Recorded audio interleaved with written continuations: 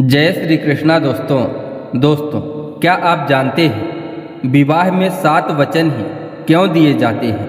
यदि नहीं जानते हैं तो वीडियो को अंत तक अवश्य देखिए, क्योंकि आज की इस वीडियो में हम बताने वाले हैं कि विवाह में 7 वचन ही क्यों दिए जाते हैं। दोस्तों, प्रत्येक लड़कों का यह सपना होता है कि उसे पत्नी के रूप में अच्छी लड़की मिले। ठीक उसी तरह लड़कियां भी चाहती हैं कि उसे अच्छा जीवन साथी मिले। दोस्तों, हिंदू धर्म में विवाह से जुड़े कई रीति रिवाजों का वर्णन मिलता है, परंतु आजकल के लोग उन रीति रिवाजों को नज़रअंदाज करते हैं। परंतु हिंदू धर्म में इन सभी रीति रिवाजों का बहुत अधिक महत्व है। अग्नि को साक्षी मानकर अपनों के बीच वर वधू 7 फेरों के साथ एक दूसरे से जीवन भर साथ निभाने के लिए 7 वचन लेते हैं और एक नए जीवन की शुरुआत करते हैं। दोस्तों, जिंदगी में एक समय ऐसा भी आता है जब यह सपना सभी के जीवन में सच हो जाता है। अपने सभी सगे संबंधियों एवं मित्रों के सामने वर वधू 7 फेरे लेते हैं, जिनका हिंदू धर्म में बहुत अधिक महत्व है। हर फेरे के साथ पर वर वधू एक दूसरे को नया वचन देते हैं। दोस्तों, आइए सबसे पहले यह जान लेते हैं कि यह विवाह होता क्या है। दोस्तों, एक बार फिर से आपसे कहना चाहेंगे कि वीडियो को अंत तक अवश्य देखें, और वीडियो में आगे बढ़ने से पहले यदि आप हमारे चैनल में पहली बार आए हैं तो चैनल को सब्सक्राइब भी अवश्य कर लीजिए, ताकि आपको इसी तरह की ज्ञानवर्धक वीडियो प्रतिदिन मिलती रहे। दोस्तों, हिंदू धर्म में 16 संस्कारों का वर्णन किया गया है, जिसमें से विवाह भी एक संस्कार होता है। विवाह का शाब्दिक अर्थ होता है उत्तरदायित्व का वहन करना। दोस्तों, हिंदू धर्म में विवाह जन्म जन्मांतर का संबंध होता है, जिसे किसी भी परिस्थिति में तोड़ा नहीं जा सकता। विवाह के समय वर वधू अग्नि के 7 फेरे लेकर और ध्रुव तारे को साक्षी मानकर तन मन और आत्मा से एक पवित्र रिश्ते में बंध जाते हैं। सनातन धर्म के परंपरा अनुसार विवाह के दौरान वर वधू के 7 फेरे होते हैं, और उसी फेरे के दौरान पति पत्नी एक दूसरे को 7 वचन देते हैं। 7 फेरों को सप्तपदी भी कहा जाता है। इन 7 फेरों को पति पत्नी दोनों को ही जीवन भर निभाना ही होता है। ऐसा माना जाता है कि 7 फेरे हिंदू धर्म के स्थिरता का मुख्य स्तंभ होते हैं। दोस्तों, अब आपके भी मन में यह प्रश्न आ रहा होगा कि आखिर विवाह के दौरान 7 फेरे ही क्यों लिए जाते हैं।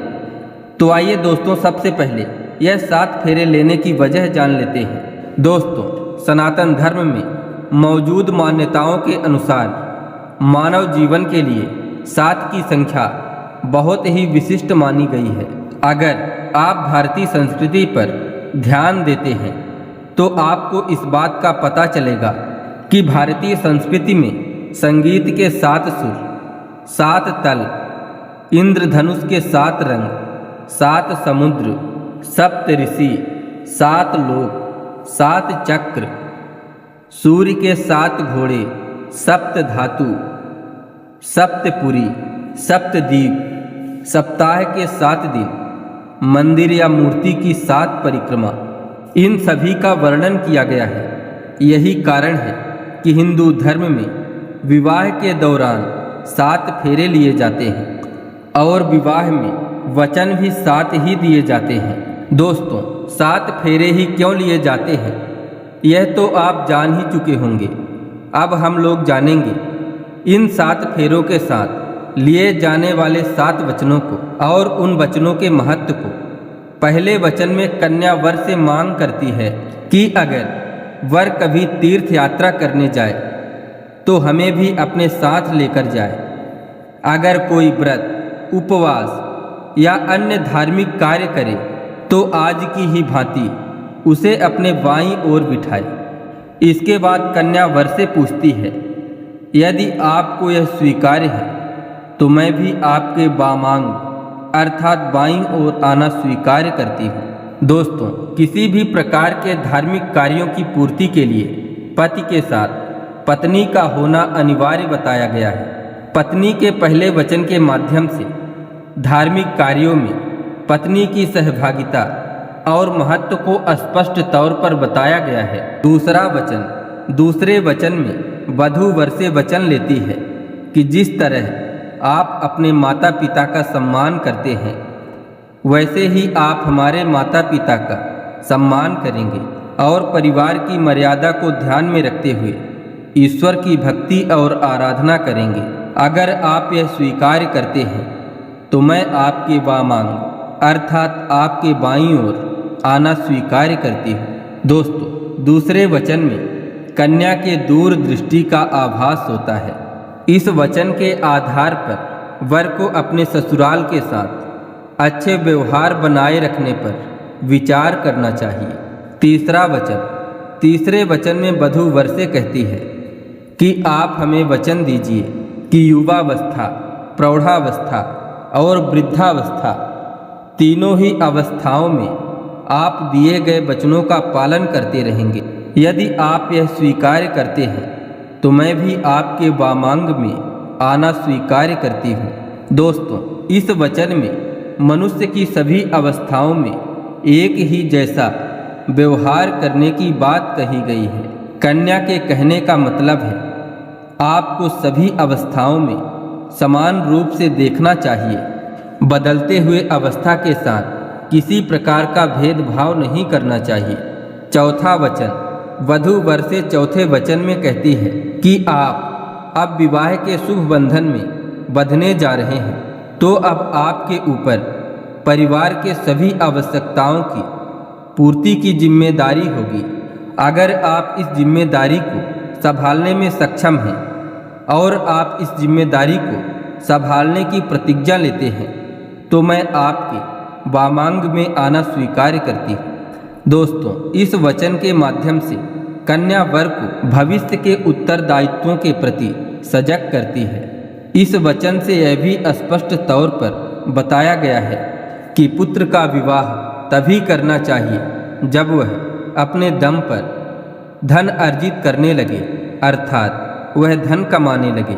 पांचवा वचन दोस्तों, पांचवें वचन में जो बात वधू कहती है वह आज के परिवेश में अत्यंत आवश्यक है। अपने होने वाले पति से वधू परिवार को सुखी बनाए रखने के लिए पांचवा वचन लेती है।